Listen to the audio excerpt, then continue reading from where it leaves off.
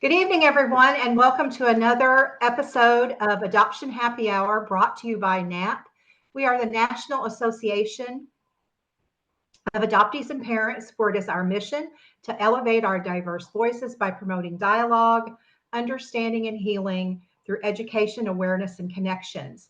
I'm Marcie Keithley, your host for the evening, along with Beth Story and Jennifer Falsing in the Zoom room helping out tonight. And we're excited that all of you are joining us this Friday night. So welcome, welcome. Before we introduce our spotlight guest, we have a few announcements. Again, we want to remind everyone this is a public meeting with no guarantee that information or identity is confidential. Portions of this event are recorded and may be shared on our private Happy Hour group Facebook page and our YouTube channel. So if you don't follow us on Facebook, please do so. That's where Ben's replay will be later on. Make sure that you remain on mute. You're welcome to raise your hand or use the virtual screen to be recognized. And you're welcome to post your questions or comments in chat.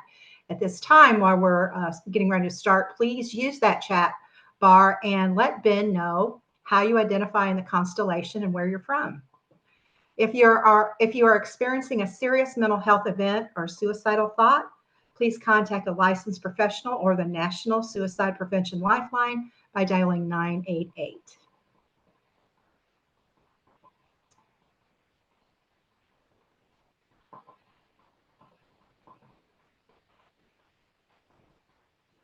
Okay, here is our regular programming. Happy Hour is live each month, the first and third Friday night, 7 p.m. We have a reunion support group with Dr. Joyce, usually the third Tuesday of the month. First Families, Birth Parents Journeying Together is the second Thursday of the month.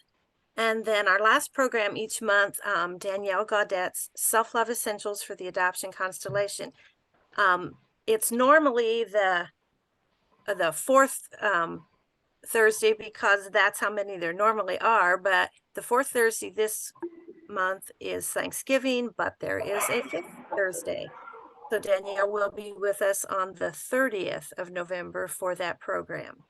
So you can find NAAP just about every week with some type of community connection.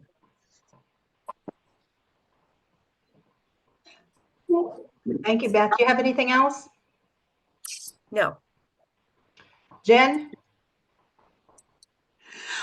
Well, we always want to talk about the upcoming summit that we're going to be doing with Right to Know, and let me go click over onto that.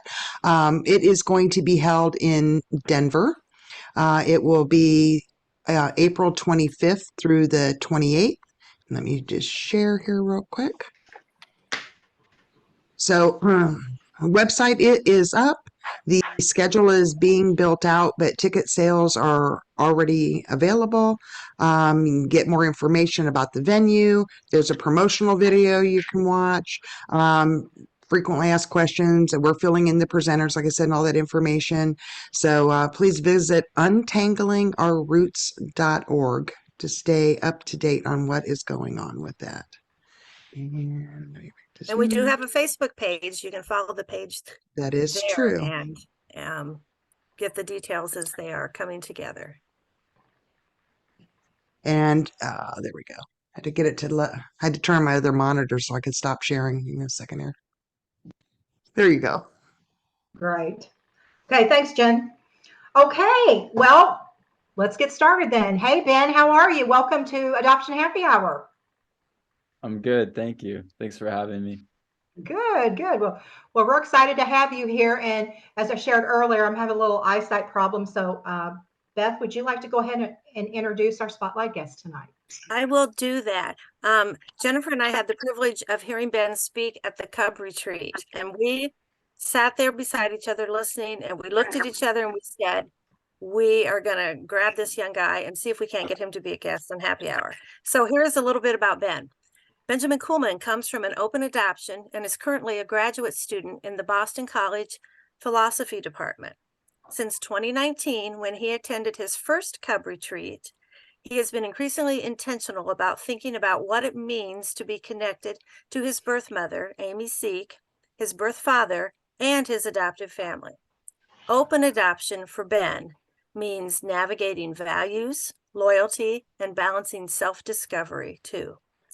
Ben hopes that getting more involved in the adoption community could inform a connection between his personal experiences, philosophy, and adoption more broadly. Ben spoke on an open adoption panel at the most recent Cub conference in 2023 and is eager to find his voice in sharing his story. And we welcome you to Happy Hour, Ben. Thank you so much. Yeah, so I'm really happy to be here with another opportunity to share my story and to figure out how my story relates to other adoption stories and other people in the constellation. So I do have a small PowerPoint just to give us some visual reference. I'll share that now. Yeah, let's see. It doesn't seem to be working. Let me see, try to see if that works. All right. There we go. So I guess we start at the beginning. So I was adopted in 2000 to my birth parents were both students at the time. They decided on adoption so that they could continue their studies. It was, I mean, maybe some of you have read Amy's book and know about how all of that happened. So I was adopted by two soon-to-be university professors, both in theology departments. At the time of my adoption, I had an older adopted sister who's joined us tonight, and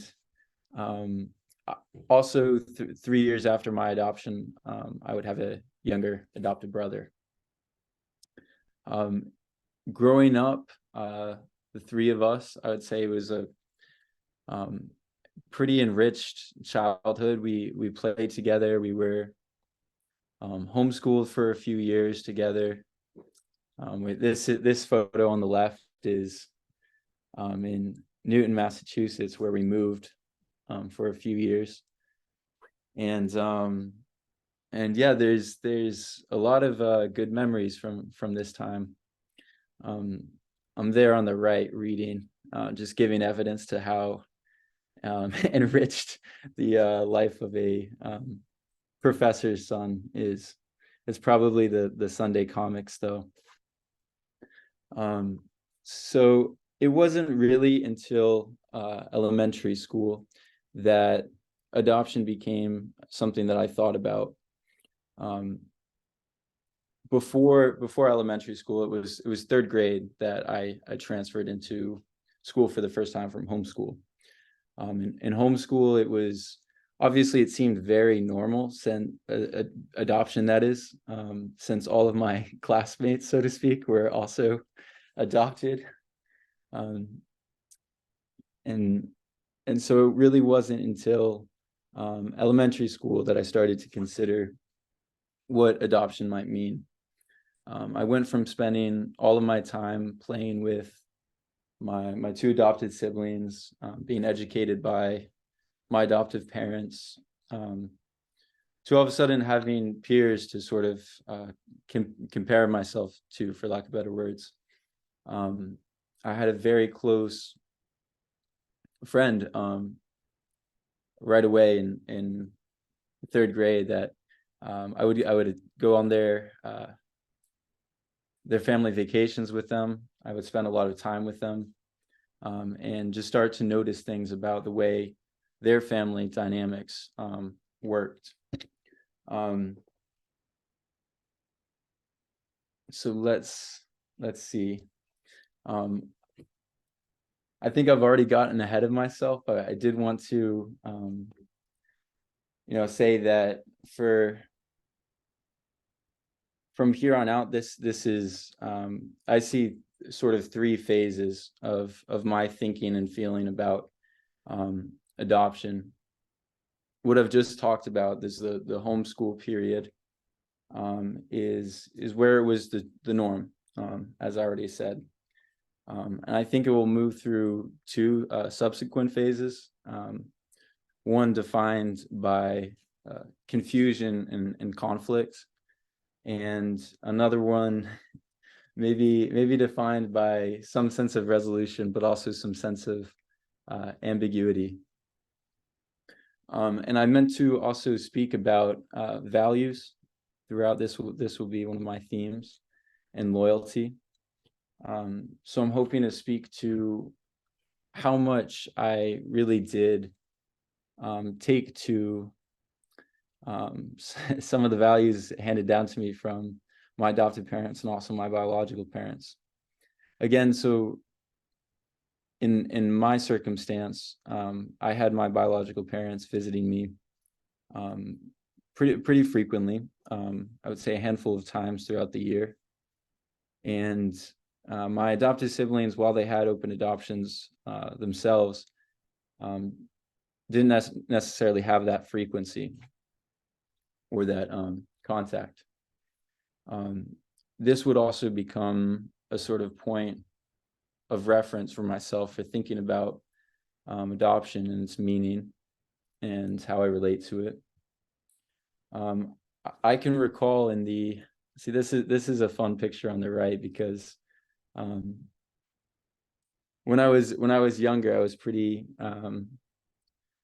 attached, I guess, to my adoptive father. I found I could relate to him and wanting to do sports, and he read me stories about the Roman Empire that I thought were really cool, books from C.S. Lewis, and just really powerful stories. So that was one point of connection. On the left here, we have some more fun photos from that Amy actually took. She was visiting and just introduced me to the idea that in Europe, football means soccer, and I obviously was liking American football at the time. So yeah, so I made a t-shirt. She had come with a t-shirt making kit of some kind, and so we devised this little scheme. And I think it's just evidence to how visits with her could be. We're definitely a space where I explored myself and so forth. In my adoptive family, we had a tradition of or a habit of eating dinner together every night, of going to church every Sunday. Again, I'll emphasize that both my adoptive parents are theologians, and so they're very committed to their faith, and they integrate their, let's say, their theology into their life. They'll express themselves that they have a particular theology of life, so a theory relating their lives to God. So throughout middle school, I was starting to, again, compare myself to my peers, started to have some deeper questions about adoption. In a way, it was fortunate for me during this period with elementary, and I'm in high school here, but I had a lot of peers my age in the neighborhood, and I was able to spend a lot of time with them. Compared to my siblings, I think had less people their age directly, and so I spent a lot of time, as opposed to before where I spent all my time with my siblings. Now I was spending all my time with my friends. Again, seeing their family, seeing how they operate, noticing different points of connection. Like my best friend looks like his mother and looks like his father, and they have this playfulness in their relationship that all of a sudden I'm noticing, wait, do I have that? Or is that what a mother, father, child relationship looks like? I can recall from very early on in my childhood, just having a sense of suspicion about my family, I suppose. And it wasn't really something that at 6, 7, 8, whenever it started, was something I knew how to think about. It was just sort of a feeling that I can remember, sort of in my gut, just being attentive, not necessarily having some conspiracy theory about family, but just looking at them and not being totally reassured. I can remember being in a restaurant with them and just carefully observing what they do with their napkin when they sit down, and whether or not they put their elbows, how they talk. It just these things that, you know, maybe are a little bit weird to pay so much attention to. So all at the same time, I'm finding ways to connect with my friends in the neighborhood. I'm finding ways to try to connect with my adoptive family, especially things like football or basketball, where my adoptive father would, in the case of basketball, be my assistant coach and be taking me to every game. That was something that we had to connect us.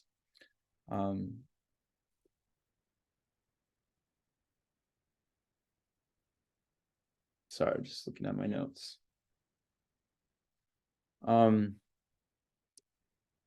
Yeah, so at the same time, there is certain, let's say, ways in which I felt like connections failed. For example, I can recall trying to connect with my adoptive father over music. For example, I found out about John Mellencamp, who is from Indiana, where he had been born, and I, went to him all excited and asked him about John Mellencamp, and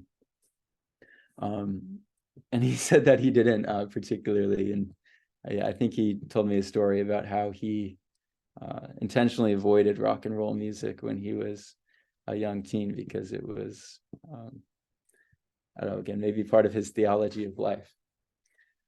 And so there are all these ways in which I'm navigating a sort of ambiguous sense of I'm really connected to these people, that I have a lot of shared history with these people, but I don't necessarily feel the most connected to them. Maybe it's with my friends that I feel more connected, but it's a lot of starting to bounce between these groups of people and just letting it be an open question. With that openness, though, comes a certain discovery of what's constant between all these groups you're transitioning between, which is yourself. And as I got to 5th, 6th, 7th grade, I started displaying some, I guess, like depressive behavior. I started, was doing things like listening to sad music with the lights off and just laying down on the floor and sort of just being like, confused about where that's coming from, but certain that like I have to feel this, and I don't really know where else to feel this except in solitude. And so that started to be the backdrop of all these efforts to try to connect deeper with people. This is my adoptive brother here. I joined his music program. He was already enrolled in it, and he was a drummer, played just about every day, and I picked up the guitar. And so, that was supposed to be something that we could do together and connect more. And with these things, it's never exactly as you picture it. I pictured like we would start a band together, like, I don't know, like Eddie Van Halen and his brother, something like that. And it's never as you imagine it, but we definitely did have some times where we had fun playing together. At this time too, I was starting to test these relationships. I can recall going to sort of testing my adoptive mother's love for me, and the way that I did that. I think I was about 14 at the time, or perhaps it was younger. I decided that I should stop soliciting affection from her, and just to see if she would sort of cross that distance that I put between us to give me affection, just to see if also if she would notice that I'm withdrawing from her. You know, in retrospect, I think that, you know, she may have taken that as like I need space or something, but at the time I was pretty sure that I figured out that my adoptive mother didn't love me, despite all the other evidence to the contrary. At this time too, my older adoptive sister was sent away to a boarding school, and it wasn't clearly communicated to me why she had to be sent away. And so it started to be another source of just open questions, ambiguity, lack of, you know, real connection to what's going on around me. At the same time, I found myself looking at, I guess this is a few years later, perhaps when I was 17 now, found myself looking at a photo album that my birth father had given me. And it had these wonderful photos of my birth dad and Amy just having fun together, playing. And I really felt like this resonated with me. I really found something that, you know, said I'm like these people.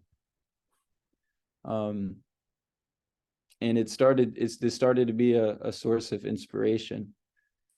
So around the same time, I saw the film Into the Wild for the first time, which some of you may know as a book, some as a movie. But it's about this young man who graduates college and burns his Social Security card and goes into the woods, inspired by the transcendentalists like Emerson, Thoreau. And there was something that really spoke to me about this rejection of society's ways and norms. Perhaps spoke to a sense that I had that I wanted to give up. I guess some of the norms that I knew. And so around that time, I asked if I could stop going to church every Sunday with my family. I started. I had a Jeep that I had saved up for and bought, and I just started taking that all around. Here's the sort of Into the Wild movie guy, and here I am on the left, just taking that guitar, and it's in southern Rhode Island there. Just trying to find more beautiful ways to be alone, I guess, and figure this out. Now this is sort of where the conflict period starts to pick up, because I started to have a pretty strong sense that you know, that I was needed to take my own path, let's say, to sort of find my authenticity. It's really inspired by some of the quotes that I picked up from Into the Wild, or from philosophy.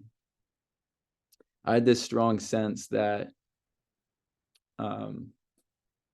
there was something profoundly false about who I was and the way that I was living, and I was just intent on discovering what that was, and and how to be myself, how to be authentic.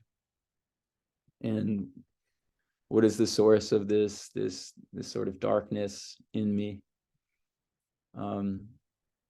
I think it's worth noting that I had, prior to leaving church, had this anxiety that I thought you were literally supposed to hear like the voice of God audibly in your head somehow, and was really frightened that I didn't. And going to church every Sunday, assuming that everybody else has this this connection to God that I don't have, and and so this really kind of evolves as a way of thinking, as I'm moving towards what I refer to as sort of my rebellious period, because by the time I was about 17, starting to take the Jeep around and all of that, I actually had the thought that because I had been born outside of wedlock to unmarried parents, that somehow that was like unholy, and that that meant that was why I couldn't hear God's voice, is because I was outside of sort of this network of people that were connected to God's love, that somehow I was just not supposed to exist, not supposed to belong anywhere. And so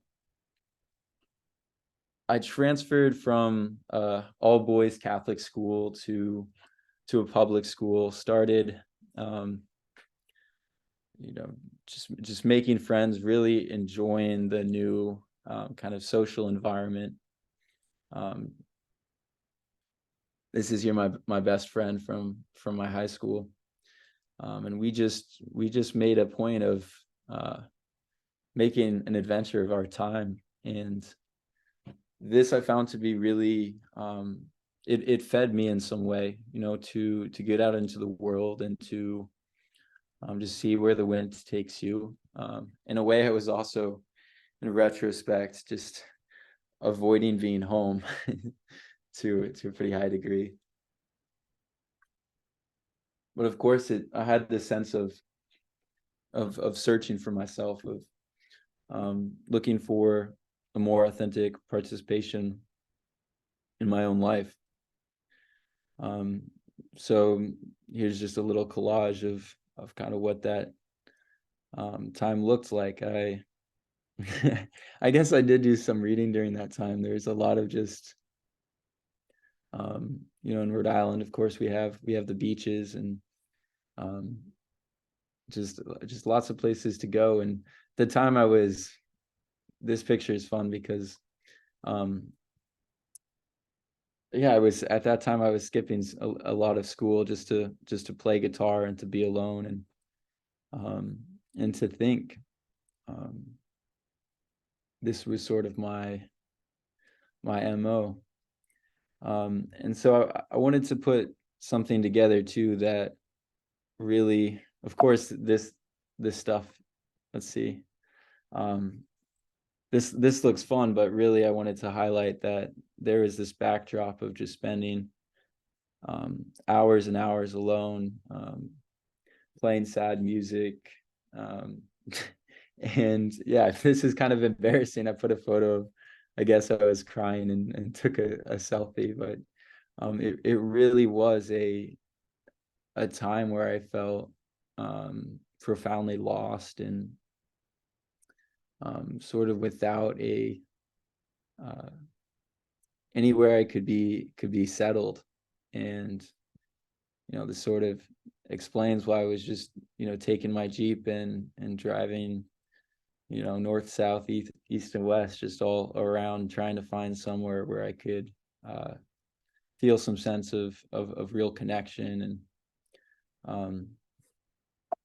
And so I did have one group of friends. I forgot to I've covered most people's faces for their privacy, but I did have this group of friends that for the first time I found people that were sort of willing to be sit with me in my sadness, as opposed to my elementary school friends. They would come into my room. I'd be, I don't know, covers, music, just in the dark, and they'd shake me and say, come play basketball, and I'd do it. But in high school, for the first time, I found these people that were willing to just sit with me in my room and, I don't know, listen to some music, and really can see here we were just really affectionate towards each other. It was interesting because during this time I had this profound sense of like I don't deserve these friends. Like, I don't know how to be a good friend to these people. But in any case, college followed soon after that. There was leaving home was interesting, because in a way I had always dreamt about running away, or just played with that idea, and for the first time I was allowed to, I mean, not allowed to, but I got to live somewhere else, away from my family. That in what surprised me once I got to college is how much I started to miss my adopted family, and how much it felt like all the distance that I had placed in between us, during that time in high school.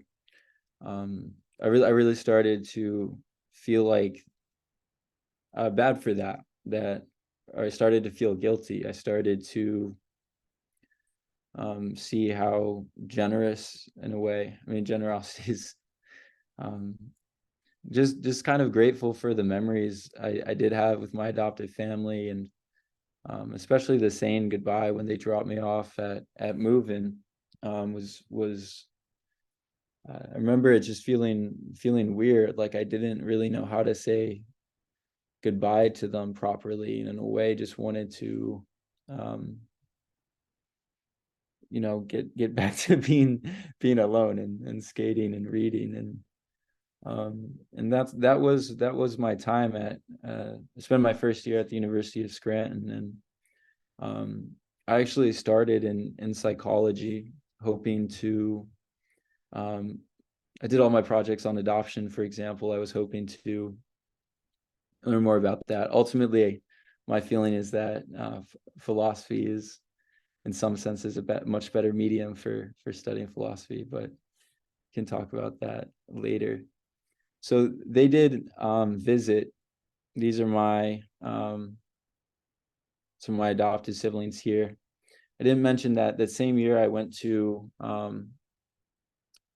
college, we adopted another child right here. So we did adopt in birth order. This is also my younger sister, who was adopted around 2016. And the additional adoptions were kind of interesting because I mean, first we had my younger sister as a foster child. Again, this is when I was just mostly like out of the house or whatever, but it was kind of nice to invite her into the family. I felt that, so I felt sort of excited because I said to myself, well, I have some experience being an adoptee. I can like, I don't know, help her out, guide her and being adopted. I felt the same way for my younger brother, who we adopted just a couple months before I left for college. But with him, he felt a little bit more like a replacement, since I was on my way out the door. And so that was, but it was good for them to visit, and you can see we had some fun together. But during the same year, I went for the first time to Cub, and it was Amy that took me, my birth mother, for those of you who don't know. We had done some trips together before. Here is on the left. I'm in Oregon with visiting one of her best friends, and going on these trips with my birth mother was obviously really special. It wasn't something that my siblings necessarily were able to do with their biological families. And we went back to Tennessee to see her family. We went to, like I said, Oregon. I spent a few weekends going to New York throughout college to each year to go spend time with her. And going to Cub with her especially was an invitation into a new kind of conversation about adoption. We had started to the year prior. We had started to have more intentional conversations about what it meant to relate to each other. It was actually at my high school graduation that she came for that, and I said to her afterwards, like, essentially, I want to know what it means that you're my mother. In other words, our relationship throughout my life had sort of felt like like the relationship you would have with your aunt, for example, or you're not necessarily super connected, but since she visited so often, we had definitely developed a certain rapport. But so it was high school graduation. I she said she'd been waiting for a conversation like this at that point. I shared with her that I wanted to know what that meant, that she was my biological mother. And then I guess it was something like maybe 5 or 6 months later that we were going to Cub together. I just discovered this whole new world of other people that were thinking and feeling about similar things. And it really hit me like a truck. At first, I was listening to other people's stories that they were sharing, and I thought, like, okay, well, there's some sad stories here, and there's some good stories, and I feel pretty good about my story, since I guess I just heard that, I put my own story in the context of a broader horizon of things that can happen. And I felt pretty lucky to be tramping around LA with my birth mother and to feel so connected to her.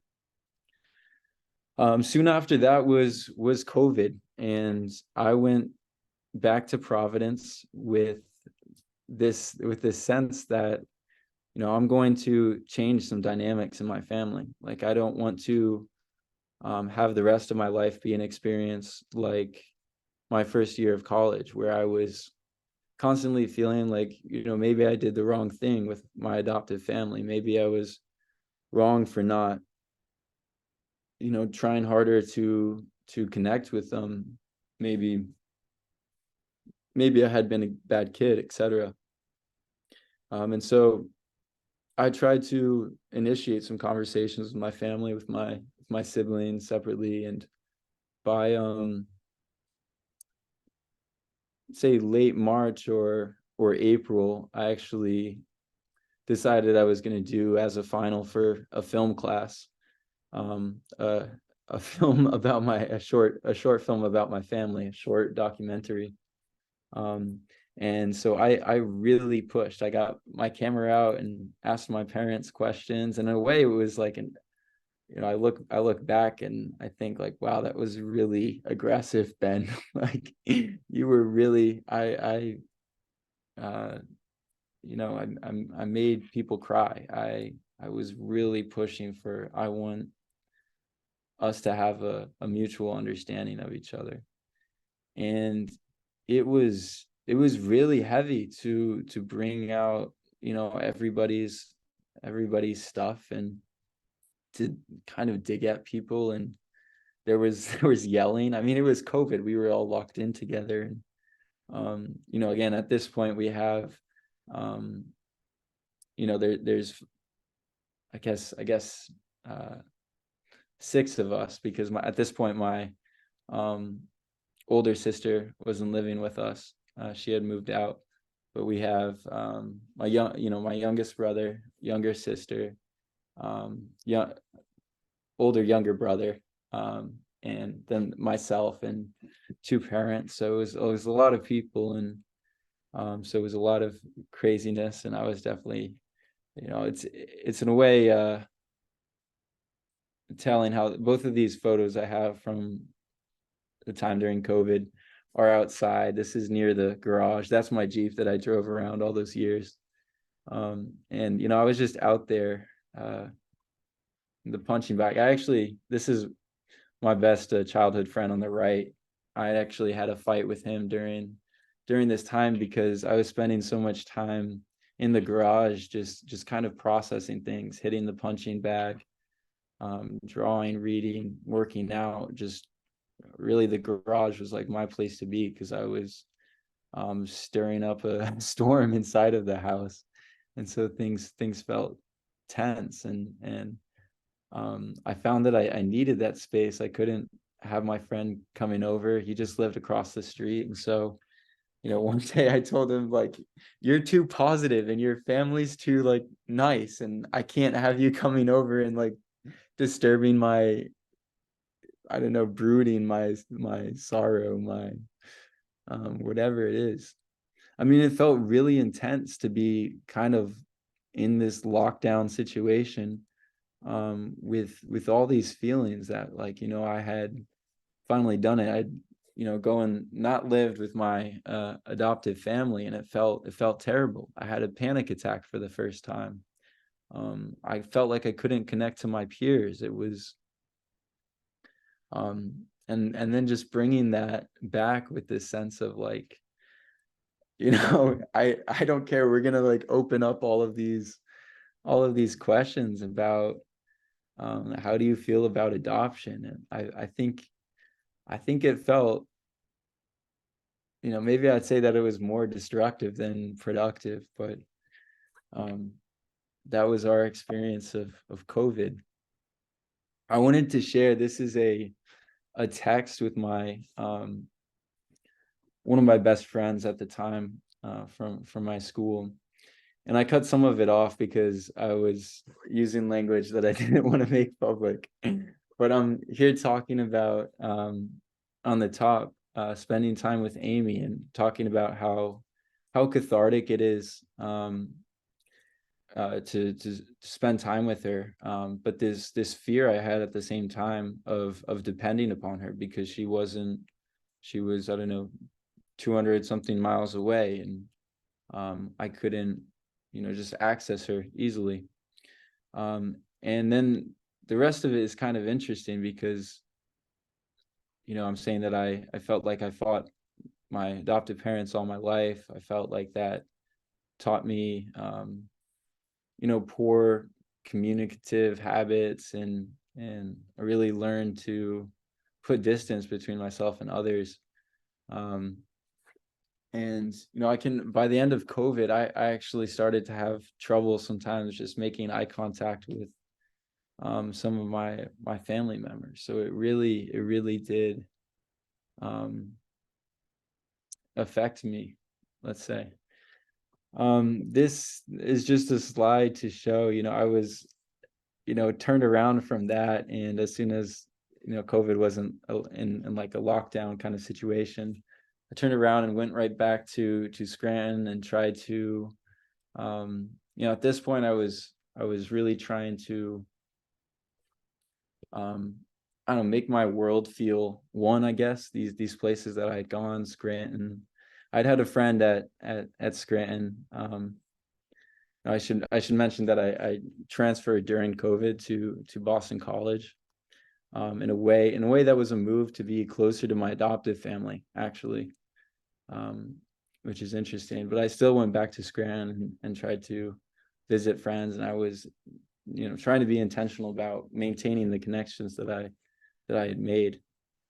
And so this just enthusiastic about that. I felt like my world was expanding at the same time that I was experiencing this difficulty with regards to family. And I'm still visiting New York. This is Amy and I and her cat here. This really started to be a these started to be the experiences that really reinforced me. We would just go and get coffees together, and we just started to visit more frequently. And yeah, really just feel more like this is a person that makes me feel like I belong in the world. This is it's funny. She has a friend that does photography, and he shot us both, and these photos are about a year apart, but it was just a funny moment where we both posed next to a backhoe or something. And yeah, so that's Amy and that's myself. So as time moved on, I started to, Amy and I are on the right here. We're in France together. I'd gone abroad for the summer, and she came to visit rather spontaneously. And here I'm in her apartment, playing her piano. On the left, we're at a dinner together. These just started to be things where I felt like I could be myself and experience connection, working with her. On the right here, we will sit together and share about what we're working on. And this felt like a better way of being alone too, in her apartment, doing my own thing with the piano, but she's there too. I wanted to speak briefly about, there's a contrast between my relationship to Amy and my relationship to my birth dad, whereas Amy is super enthusiastic about talking about adoption.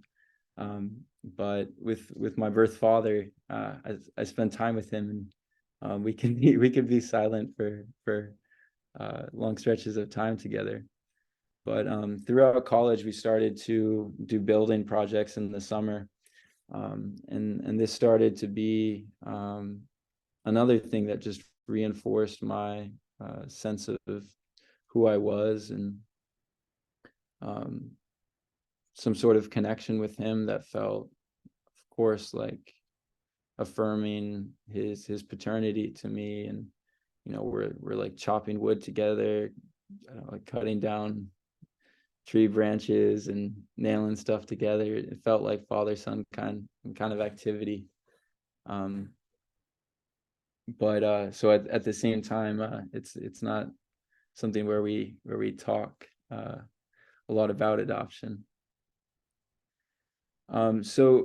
But with all these, I was very intentional about spending time with him and with Amy, and circling back to my family in Providence, and all my friends all around, and just trying to thread the needle and have some sense of coherence in my life. And I think it started to work. I started having my New York friends, my Providence friends, and everyone was supportive of my going and coming.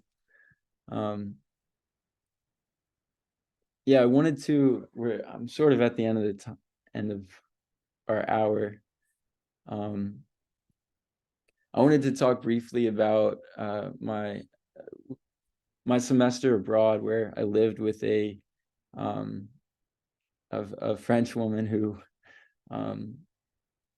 she lives alone, and she actually had lost a son who was about my age, about a decade ago, and we just immediately hit it off, talking about family. I think the most profound things about our exchanges were that she would always hear me out in sort of my confusion about who do I belong to. She would always remind me that, that my adopted parents love me, that I need to be grateful for them. But through this relationship with my host mom, there was just a total reframing of who I ought to be to my family, and a reframing of what I wanted with them too. In a way, with her, I sort of experienced it helps that it's like almost halfway around the world and in a different time zone, and really, like, she was my primary person. I also had a friend, Mateo, who I spent all my time with practically while I was abroad. But in this new place, I just had these two people to sort of anchor me and to process a lot of things together. There is a story about when I came back, of course I was excited to share how great I felt about my semester abroad. I shared with my adoptive family, and it was interesting. The next morning, with my adoptive father, after I had come home and shared about my semester abroad, and mainly with this wonderful person who was able to help me rethink so many things. He kind of told me to basically discouraged me from talking about my host mom here, because I guess and I haven't talked about it with her, but I guess it made my adoptive mom feel jealous or sad, or so this started to I guess we only have a couple more minutes, right? Yeah, I guess this is what makes relationships and complicated in open adoption, because I see it there. I see how spending time with Amy or with my French mom, as I call her, could hurt my adoptive mother. And I have this sense, partially inspired by Marie, partially inspired by the values that I had internalized from my childhood, that I really want to be good to my adoptive family. And it really makes me, I feel better when I'm sort of in harmony with them. But there's this sense of being split between these all these places. Of course, my biological parents didn't stay together. I hadn't mentioned that, but going from place to place and trying to feel united with all of these people can really make me feel just stretched out, let's say. And I think that manifests in this is just a photo of myself with a girl I dated in at school in Boston. And I've been talking about her recently because I started to have the sense that I wouldn't really be available to like romantically until I figured this stuff out about my family, who I belong to. So I guess I'll end there. I was just going to conclude by just reflecting on the fact that I'm at Boston College, where my adoptive father teaches, and this semester I've moved home. The goal was to try to be here and help out with my youngest adoptive brother, who we've sent since we had to send him away to a residential school program because it wasn't working in the house. But it's an interesting point right now to be living at home at the same time that I feel like I have all these other places to go, and I'm just still thinking about how to experience family. So I guess I'll end there, right on time. Thank you, Ben. We're going to go ahead at this time and end the recorded portion. So Jen, could you please stop the recording?